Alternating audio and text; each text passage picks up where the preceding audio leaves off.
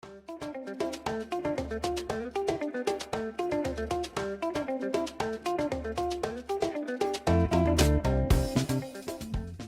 everyone, and welcome back to Mind Virgins, where psychology meets artificial intelligence. I'm your host, An, and today we are going to talk about something about ethics, which is really critical when it comes to using technology. In our previous episodes, we've touched upon concepts like empathy and motivation, and how those are being embedded into AI systems, like in large language models, which is also called as LLMs, and also social robots. So we've touched upon some services that is related to this, and we thought we actually was really positive about these kinds of changes and these kinds of developments. Like this technology, it seems that they're now capable of responding in a way that seems emotionally intelligent. Like they seem to understand our feelings. They're really good at responding to it. Really, like it was really touching. It relieves our stress. And also for robots, they can use body language and facial cues to encourage us. And for LLMs, like ChatGPT, can provide motivational or supportive feedbacks based on emotional language. And also, we've looked at how it is being applied, especially for older adults. So we've touched upon that, like encouraging them to stay socially active and emotionally engaged could also be done by using like LLMs or the AI and also the robots.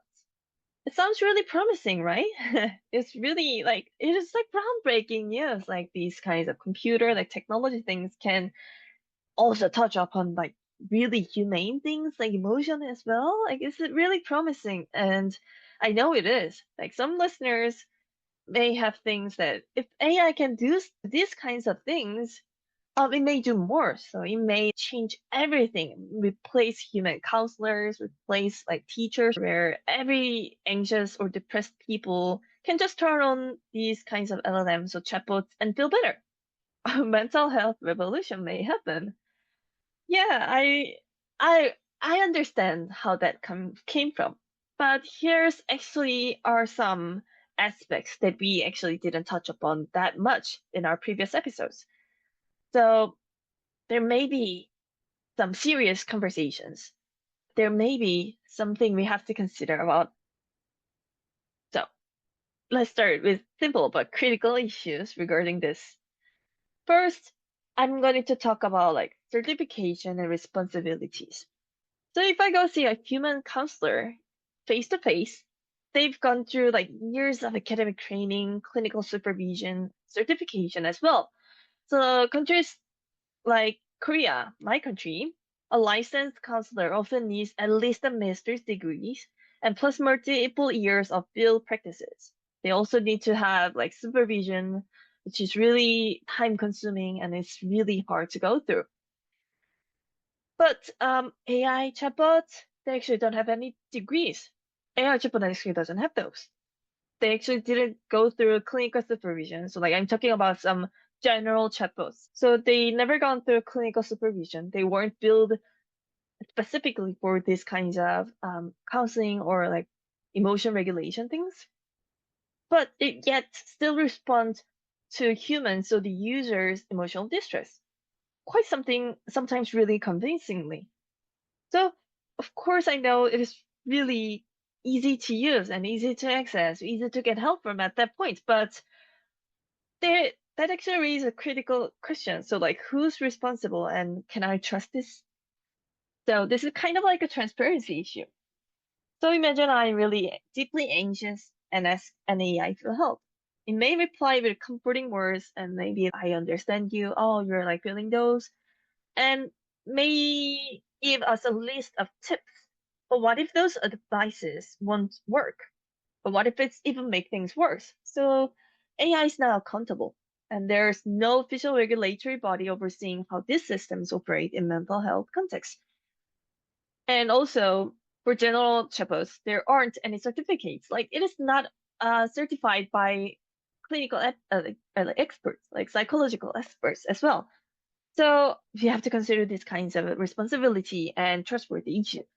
As the American Psychology Association, APA, notes, so I want to quote this: new policies and procedures in AI must integrate psychological expertise and uphold ethical standards. So this means that even American Psychological Association consider these kinds of like expertise issues very seriously. But right now, people are getting help from generalized chatbots. Then, can we trust this?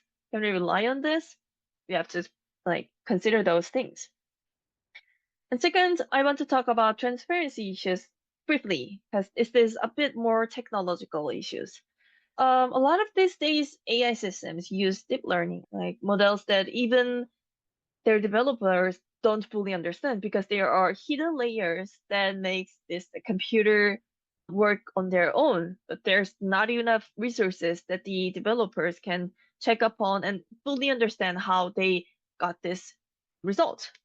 And that's why you may hear the term XAI, explainable AI, important these days, but it is out of topic. So let's get back to the topic. So yeah, there are some the most AI systems use deep learning methods, and deep learning methods actually don't show how they work in detail.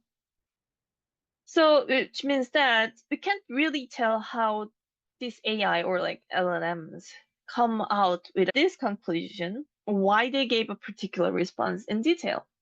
And that's dangerous, especially in like mental health settings where nuance and context are everything. Um, what if like we can't fully trust them if we don't know the logic inside those things? Again, as the APA, the fix sheet states, AI system must be transparent and understandable by design to support ethical and safe interaction. But yeah, I do still think that general AI systems, like just the ordinary chatbot, would not accomplish this guideline. And we have to think about that issue as well. Can we trust it? Even though I don't know the mechanism they've gone through when generating these issues. So think about that point as well. The third one would be bias and misalignment with human emotion and other things. So I actually didn't touch upon this bias issues before, but it is actually just as critical as the other issues. So I want to first talk about those emotional bias. So like a lot of AI models are trained on data that reflect dominant cultural norms, mostly from Western context. But human emotion is really complex, contextual, and also culturally shaped.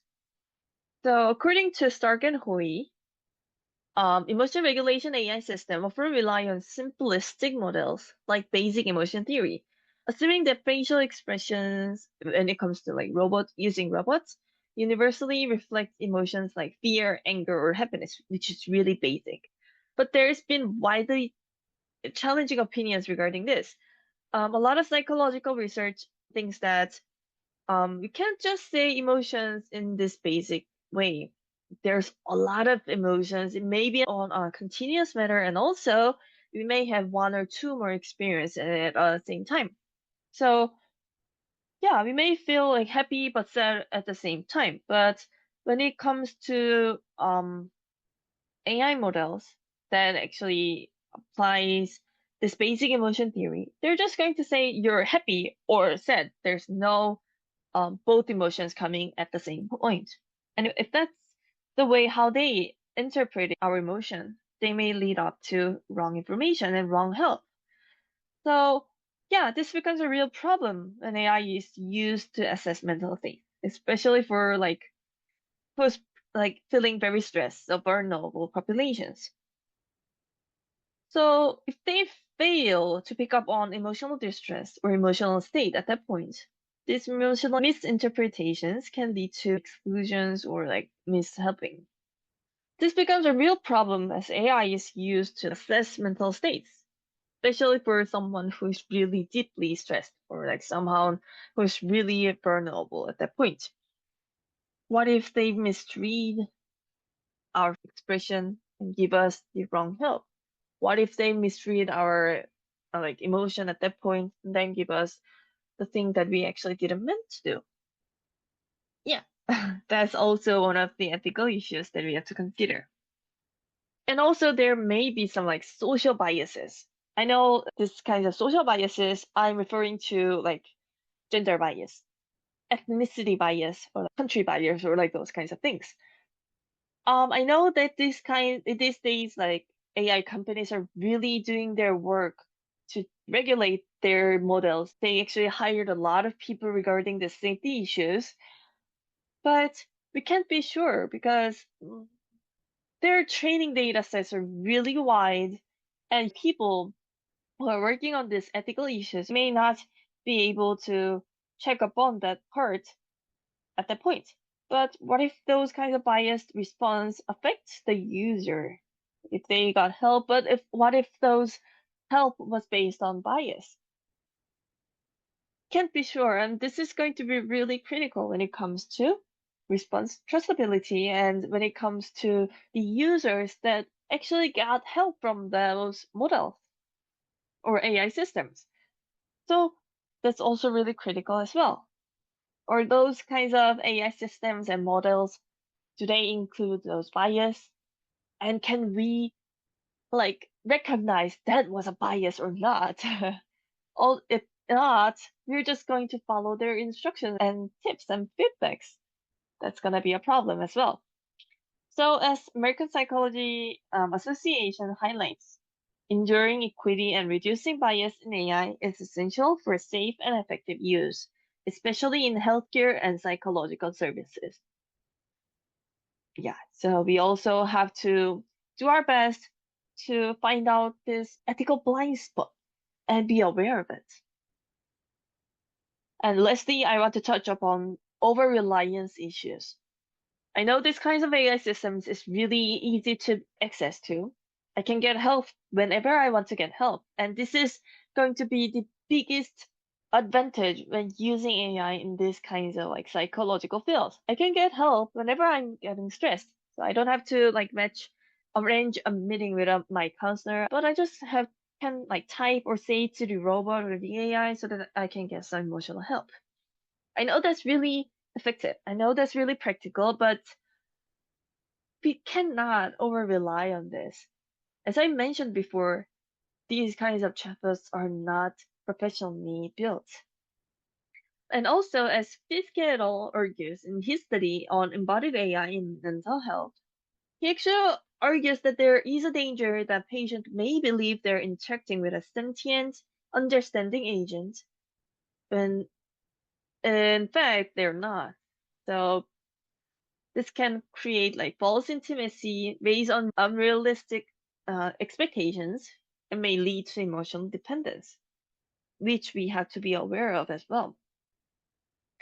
So, sum up, I understand these kinds of emotional AI and like emotional like embodied robots is really nice. It's really helpful. Whenever I get stressed or whenever I like want to be understood by something, I just can like really just access to that link or access or turn on the robot and talk to them. Really nice, but we always have to be aware of these ethical issues as well. These kinds of technology is still underdeveloped, and because it is underdeveloped, we can't trust it. Ethics in AI isn't just an academic concern. Of course, it is about real people, real emotion. So yeah, AI can support mental wellness. It can be really nice, but we always have to ask whenever we are talking and interacting with those AIs, is it aligned with my values? Is it safe? Is it fair? And who's gonna be responsible when there's a problem with this? So I really recommend you guys to use these kinds of emotional AI, empathetic AI, or like this motivational robots or AI as a supplementary tool. As APA asserts, I believe that the best way to get off that stress or get off that state would be getting help from an expert. When you're having mental hardness, you can go to a counselor. When you're having some, like motivation problems, we can find out our teachers or our like counselor as well. So let's just not over rely on this AIs too much. This is just this is just one way of getting out of those urgent issues, but it is not the best answer and it is not the only answer. So whenever you're using these kinds of AI in psychological fields, be aware. Always question yourself and always question the response.